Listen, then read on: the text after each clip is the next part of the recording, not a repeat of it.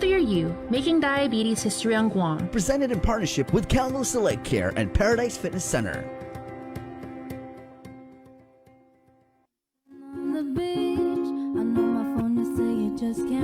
Often, everybody, and welcome back to The Link. As we've been talking about all morning long, we're launching our week-long campaign to promote diabetes awareness, and every day this week at 9 o'clock, we'll be bringing in local and global experts to talk about the impact of diabetes, as well as the technology that's available today for diabetes patients and the future. And then on Friday, we'll be ending it with a virtual town hall meeting. But joining us today, we have Dr. Delores Lee. She's a family medicine specialist at Evergreen Health Center. Dr. Lee is a local family medicine physician who cares for patients and their families through their lifetimes. A large part of her practice focuses on preventative medicine and chronic disease management. She believes in meeting patients where they are and helping them to make small everyday changes that ultimately translate into sustainable, healthy lifestyles. Also joining us in our Zoom room momentarily is Frank Campillo. He's the health plan administrator at Calvo Select Care. Frank has over 25 years of healthcare experience and has led Calvo Select Care from the starting of its health plan operations in 2000. So that's about more than a decade ago. As part of the company's quality initiatives, Frank has overseen the establishment and participation in various diabetic programs in partnership with local clinical providers, the Guam Diabetes Association, and the Department of Public Health. Such programs have included lectures, dietitian consultations, diabetic management, integration on medication adherence, and access to gym facilities for the insured population. And so we're going to start off our program by first speaking with Dr. Delores Lee. Good morning, Doc.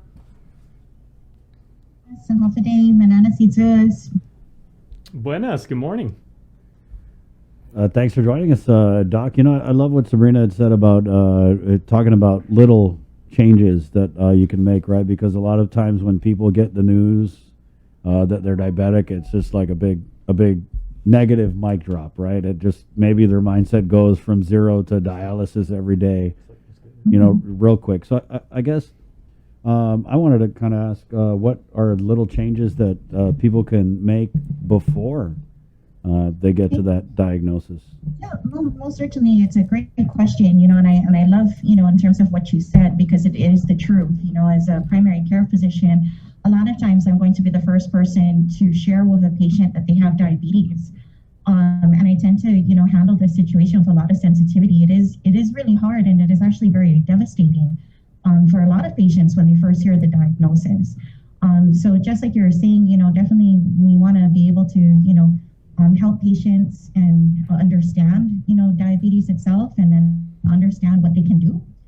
You know, we also, you know, work with patients as they're in the pre-diabetes phase, and then, you know, we work with patients when they're at the normal phase. So definitely the message that I try to get across to patients is, you know, I really, you know, get to know the patient. I kind of find out where they're at. Like I said, I'm very, you know, I feel it's very effective when we can meet patients where they're at. You know, and I ask them very honestly, you know, in terms of how they're living their life. And we kind of just work from there with each patient individually in terms of like small changes they can make, right? So, you know, for example, a lot of times I tell patients the first approach to improving your diet, right, is in terms of just looking for all the extras, right? And what do I mean by extras? I'm like, well, you know, how much soda are you drinking? Or, you know, do you really need that candy bar? You know, how often do you stop by the store on the way to work and you pick up, you know, whether it be, you know, sweetened iced tea or a soda or juice, or, you know, and then your snacks for the day.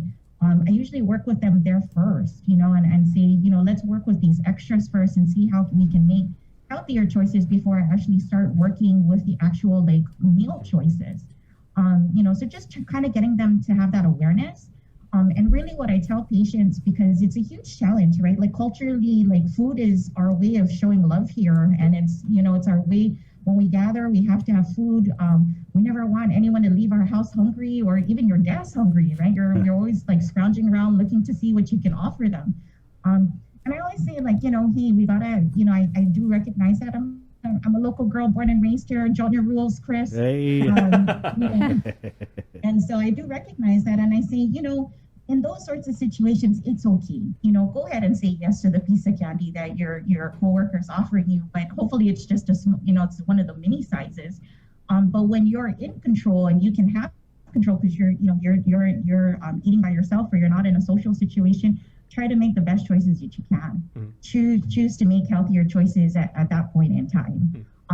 If you can, drink water as much as possible. Just you don't worry. I love water. You'll get used to it. What I say to my patients who are like, I don't like the taste of water. I'm like, oh, you'll get used to it. So choose water as often as possible. You don't need to drink a sweetened beverage. Nobody does. But I'm realistic about it. So like if I'm dealing with a patient who tells me that they have 2 to 3 sodas a day, I work on very realistic goals with them. I say, okay, how about in 2 weeks we work down to just 1 soda a day? And that's what I mean by like really small changes. I try to work with patients to find like a realistic goal for them. And so that's why I encourage them. I'm like, please be as honest with me as possible. I'm not here to judge you. I'm here to help you. And I really just, want to be able to give you the tools that you need, as well as the confidence in yourself to be able to believe that you can make these choices for yourself. Now, Doc, I have a question, if I may, because and I think it's absolutely wonderful, and you've proven so much that you do have the pulse of our people, and empathy, obviously, and compassion is something that's ingrained in your profession. But when you're establishing, like that new relationship with a new patient and everything like that, because I know when my dad was first diagnosed with diabetes, I saw a change in him that was not only physical but also mental, because when they said, you can no longer get, the ham hocks and beans and, and the really rich food. I think you touched on it earlier, but it was almost like a prison sentence unto itself. So when you're trying to be sensitive to knowing the way that our people eat and when they eat and what they eat and everything like that, how do you kind of like, use your own background in mapping out like a treatment plan? Thanks so much for sharing, about your dad's experience. And, what I tell my patients is that, I'm not just a physician, I'm a family member too.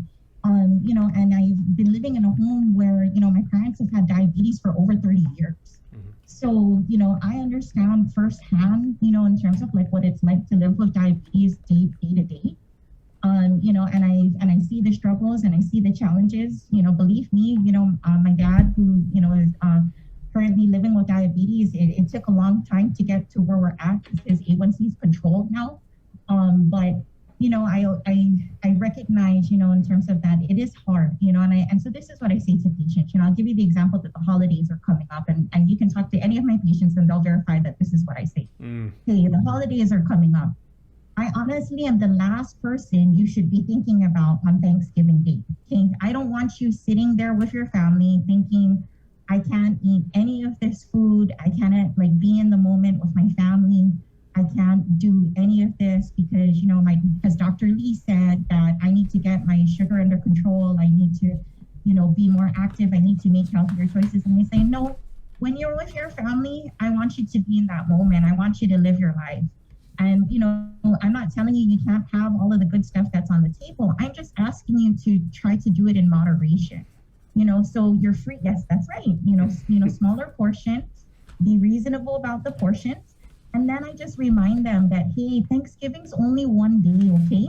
So you get one free pass, you get a cheat meal or you get a cheat day, kind of depending on how where we're at with your control, okay? And then I tell them that the day after Thanksgiving is, we're not going to extend the eating for Thanksgiving. So this is what I see happens at my house, right? Because I prepare the big traditional spread for Thanksgiving, right? We don't just have turkey, we have ham and barbecue and all of the good stuff at my house. And I'm going to allow my dad to eat whatever he likes on Thanksgiving Day. He gets a cheat day because he's doing really well with his diabetes control. And then the next day, for myself and my family, I, say that we're not going to do the huge Thanksgiving buffet spread, the next day. We still have leftovers, but guess what, family? We're only going to choose one protein today, okay? In terms of like, we're not going to do turkey, ham, and barbecue as a meal today. We're going to choose one. And I plan accordingly for that. So so this goes back to what I was saying that, really like I try to meet patients where they're at. I do recognize, how challenging it can be on, food rich, culture that puts an emphasis on sharing food. and enjoying food with one another. And I just tell them that, hey, during those moments, you can still live your life and you can still, enjoy those sorts of things, but, do it mindfully. And that, on the other days when you can choose to make healthier choices and you have control over the food that you're eating, try to make healthier choices on those days. And I always tell my patients that, hey, there's nothing to feel bad about. They don't come into my office to get scolded or anything. I always tell them I'm just here to find out where we're at and how can I help you, proceeding forward. And I always tell them there's nothing to feel bad about because every day is an opportunity to make better choices. Every day is an opportunity to choose living a better life. Thank you, Doc. Let's go back to the beginning here, and when we talk about the, even the interview that we had with the governor, when we start to really recognize, and I mean it's a stark reality, the impact of diabetes on our island, right? And in your opinion, how do we measure that impact, and what exactly is it? Again, Chris, I guess I'm trying to understand the question. You're asking me what is the impact of diabetes here on the island? Okay. And let's just use the, in terms of like the clearest example, right? In terms of like we're still living through the COVID-19 pandemic. Patients who are living with diabetes are considered to be at higher risk of, severe, longer COVID, severe complications from COVID, which include hospitalization, longer hospitalization that requires ICU care, and including death, right? And so, and then I believe you guys just ran a segment over the weekend talking about how diabetes contributes to two of like the top reasons for death, right? Cardiovascular disease as well as stroke, right? So, in terms of like living, here on Guam, where, I'm pretty sure if I asked, out of the four of us, can you raise your hand if you know somebody who's living with diabetes? It'd probably be 100%, right? It'd probably be 100%. Everybody's hands would be raised, right? That we all would say, yes, I know someone who's living with diabetes. And there's a good chance it's somebody in your household, right? So, in terms of the impact of diabetes on the island, is just that when, I honestly, this is from a physician standpoint, I have to tell you that diabetes is very prevalent here, and that it's, we have a great awareness of it because, like I said, everybody here who's on the call, could raise their hand and say, I know somebody, you probably have someone in your household, and as a result of that, patients can be very sick, right? They can have they can have severe complications from diabetes, right? We have a lot of patients on dialysis, right? We have how many dialysis centers that run 24/7 here on island. And then, we see the other complications from diabetes. And I think, patients and their families are very aware of that. And I think we're actually moving in a very, I'm always an optimist. You heard me earlier, right? Like every day is an opportunity for a new start. And a new beginning. And I'm an optimist. I think we're actually moving in a very positive direction towards diabetes, because I have to say that a lot of patients are very conscious about it.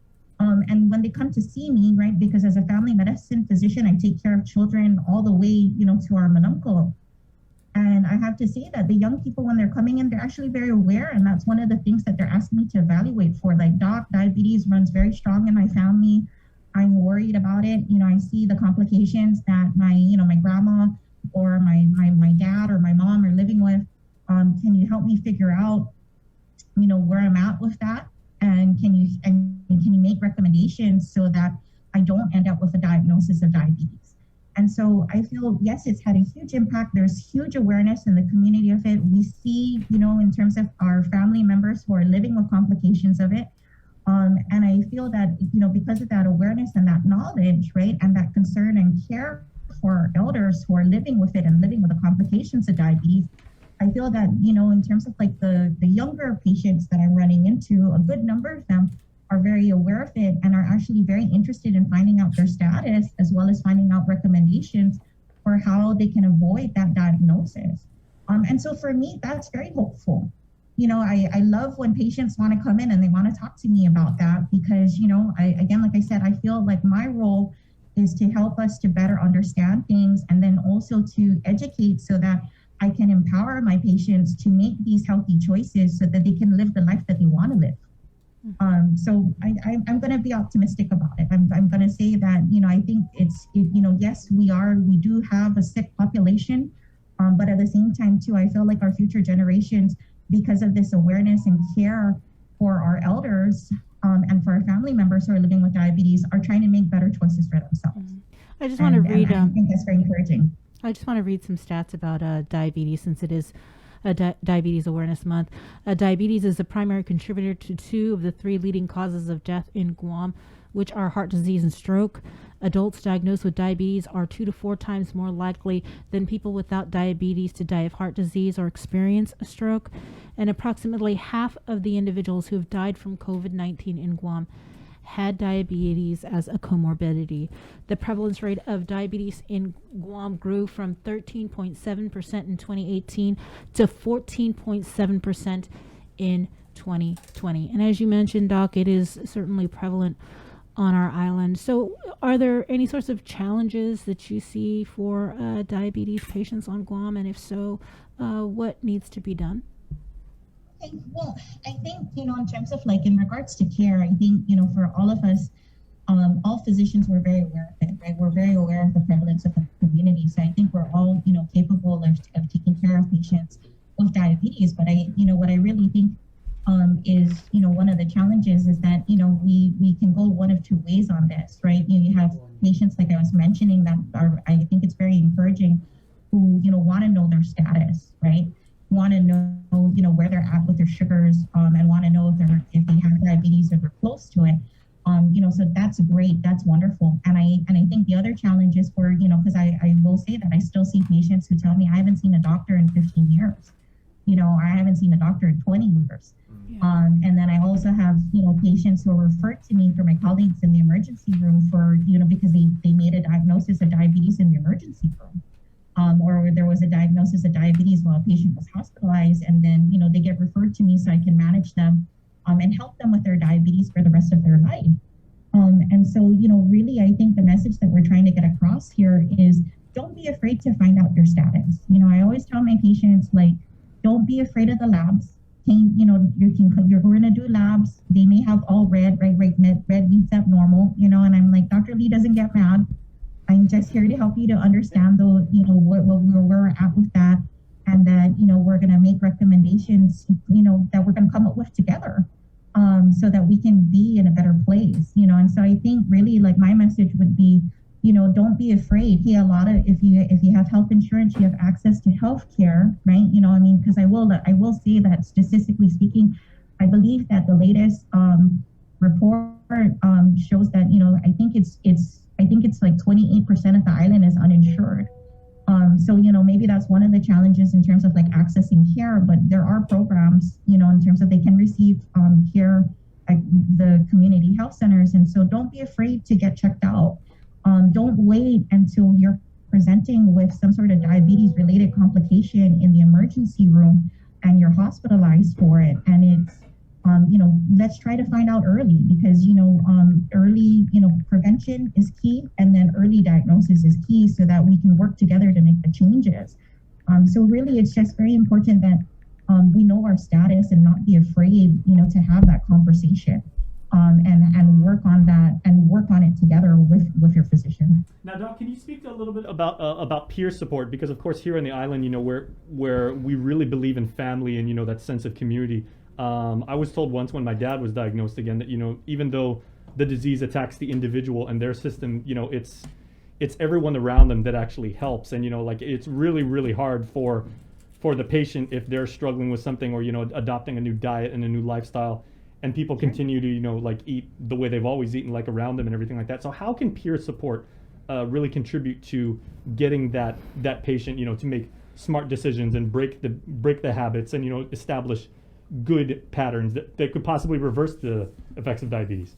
Yeah, no, definitely. So, one of the things I say, I'm just kind of in terms of some patients are, don't have a problem with this, and then some patients are very private. But, I always tell patients that, hey, whenever we're seeking to make some sort of change, right, whether it be a dietary change or even an activity change, it really helps if you have support. and that it helps for people to be supportive if you share your status, right, or at least you share what your goals are, right. If you don't feel comfortable sharing that you have diabetes, but maybe you could at least share your goals and just say, hey, look, I'm trying to make healthier choices, I'm trying to do better with my life. I appreciate your support as we're doing this, and again, like I was saying, I've lived in a house with diabetes, parents who have had diabetes for over 30 years. My mom has since passed, but my dad is still alive. And I want you to know that every time that my dad is living with complications of diabetes. He has end-stage renal disease. And every time, I've supported him, and every time we've met with a nutritionist and they've made like specific recommendations for change, that change doesn't just apply to my dad, it applies to the whole household. Yeah. I tell my dad that, we're going to do this together in solidarity. There's no medical indication for me to be on a kidney diet, but I'll do it with you. Mm-hmm. And I try to be supportive by ensuring that, the stuff that I bring into the home, because I'm the person who's shopping for us, is in terms of appropriate for him. It's not going to be a temptation for him. But again, like I said, I still acknowledge, that we don't just live in a vacuum. My dad has grandchildren who are going to come to the house, and I have to have stuff for the grandkids. But my dad just asked that I just put it in the pantry so he doesn't see them, Yeah. in terms of the snacks and the unhealthy things, and I try to keep that to a minimum. Mm-hmm. But I think definitely, in terms of like, again, if you're not willing to share your diagnosis, but at least be honest and share your goals. A lot of times I tell patients that, hey, you can still go out to eat with your friends, let's sit down together and try to figure out what would be healthier choices on a menu, right? Just try to give them some general principles for that. And, I know sometimes, right, people are like, hey, how come you're only eating salad? Or how come there's no starch on your plate, right? How come you're not eating rice? What happened? And I always just tell them, just think, it's okay to, if you don't want to tell them you have diabetes, it's okay to say, I'm just trying to make some changes. I'm trying to like be like healthier about things. Because we don't leave our people behind, we support Right. our people. Yeah, Doc, and I totally Right. feel you on that because, for example, in my case, I've tried to get the kids on board, but they drew the line at quinoa fried rice. Like, most of the other stuff was cool, but quinoa fried rice, they're like, okay, Dad, you're not eating rice, and this is where we draw the line. So I like that kind of all hands on deck, and it really aligns with our culture, right, and our close-knit family. No, definitely. And I want to just say something about activity too, because I recognize that we're all really busy, right? And the last thing the patient wants to hear from me is to add something to their list of 1,000 things that they have to do already, right? But what I say to them though is that when it comes to exercise, I want you to look at it as a choice for self-care. And I also encourage you that if you have children, get them up and active with you. Let exercise or activity be a family thing. One of the things I can say, growing up in a house with parents who had diabetes, I'm very thankful for the changes that they made and the lessons I learned from that. And I remember, my mom was diagnosed as a teenager, right? When I was a teenager, she was diagnosed. And I remember that's when we started to exercise regularly as a family. And that kind of stayed with us. And so I always tell my patients who are parents that don't make this, like an additional like task or responsibility. Look at it as a choice for self-care, and then look at it as an opportunity for family time. And that realize that, the sort of dietary changes that you're going to make that are helpful for you are also helpful for your kids, for your family, and that this is a gift to your children. And I feel like a lot of patients do see it that way, that they see it as a gift to their family and to their children. Well, thank you so much, Doc, for coming on the show. I'll leave you the opportunity. Any closing comments that you wanted to make? Okay. Yeah, thank you so much. And so again, thanks so much for the opportunity. I think it's really wonderful that you guys are, devoting an entire week to diabetes and diabetes awareness. And really what I want to see, I'm going to borrow from one of my childhood cartoons that I grew up with, G.I. Joe, knowing is half the battle. So, again, I'm going to say when it comes to diabetes and when it comes to COVID, I ask that you please know your status, right? It's very important for both understanding whether you have diabetes, you're getting close to having diabetes. And then also too with COVID, if you suspect it, if you have any symptoms, please get tested, and that please understand that, we still are very aware and concerned for COVID. Patients with diabetes are very high risk for severe COVID, including hospitalization, including ICU, and death. And that, we really want to take the steps to, protect you from that happening. And so please get vaccinated, in terms of, and that patients with diabetes are recommended to get the booster. So please say yes to the booster. And part of the reason I'm saying that you need to know your status as to whether or not you have COVID is because patients with diabetes are definitely a part of the patient group that we want to be able to get the monoclonal antibody. Right. And that I've seen it for my patients already. I've seen the difference that it's made in terms of like understanding your COVID status, knowing if you have a positive test, and being able to get you treated with monoclonal antibody. We've been able to keep them out of the hospital, and they do really well. And they tell me that they feel better within 12 to 24 hours. So like I said, knowing is half the battle. So when it comes to diabetes, know your diabetes status. And then also too, because we're still concerned about COVID, know your COVID status and keep in touch with your primary care physician or your physician so that they can get you the treatment and the support that you need. So thanks so much. I really appreciate it. I think this is a wonderful thing that you guys are doing. And I just thank you for the opportunity to be able to talk with you and with our community. Thank you, Doc. And Any physician that can quote G.I. Joe is good with me. And we have you on the schedule, Doc, for Friday for the virtual town hall meeting. Thank you again for your time. Scheduled for tomorrow, we are going to be talking about diabetes prevention and care. We've got Rose Calvo coming on. She is a dietitian. We've got Mike Scurro with Paradise Fitness. We've got a registered nurse, Agnes White. Also, Jesse Rosario from the Boca Box. Then on Wednesday, we'll be talking about diabetes and technology today with Dr. Erica Alford and Dr. Juan Espinosa. On Thursday, it'll be diabetes technology once again, but we're talking about the future. And we're talking with Dr. Francisco Pascal. He's going to be zooming in with us from Atlanta, Georgia, as well as Dr. David Klonoff. He is known as the founder of Diabetes Technology. These are heavy hitters that are coming on to the program. So if you have any questions, please feel free to post them in the comments. You can also give us a call live on our program at 671-637-0094. And as I mentioned earlier, on Friday, we will be having a virtual town hall meeting, inviting all of the local and global experts that you're going to be hearing from this week to answer and take your questions about diabetes. Stay tuned. The link continues after the break. Mariana's A Healthier You, Making Diabetes History on Guam. presented in partnership with Calno Select Care and Paradise Fitness Center. 1 in 6 people on Guam are affected by diabetes. The terrible impact of the disease on the island has only been amplified by the COVID-19 pandemic, as many of those hospitalized and those we've lost had pre-existing underlying conditions like diabetes. As November is Diabetes Awareness Month, KUAM News has partnered with AI Health to raise awareness for this disease that affects so many of us and to showcase a number of ways to prevent, treat, and care for those with diabetes. Join us for AI Health's A Healthier You, Making Diabetes History on Guam, a multi-platform campaign on KUAM communications, including a 6-part series on KUAM News Primetime and Weekend Edition, and our digital media platforms kicking off on World Diabetes Day, Sunday, November 14th. Daily interviews with expert panelists on the link beginning November 15th, and a special interactive town hall meeting on the link with experts from AI Health, with more information on their diabetes validation study and a new level of precision care that aims to create a healthier Guam. A Healthier You, Making Diabetes History on Guam. A look at how diet, exercise, and technological advances in disease monitoring and medical care can have a positive impact on our community. The Healthier You series on KUAM News is presented in partnership with Calno Select Care and Paradise Fitness Center. We know you're tired of hearing about COVID-19. Some of you are probably wondering whether this is ever going to end. However long it takes, we all have to do our part, including our children, to hold the line.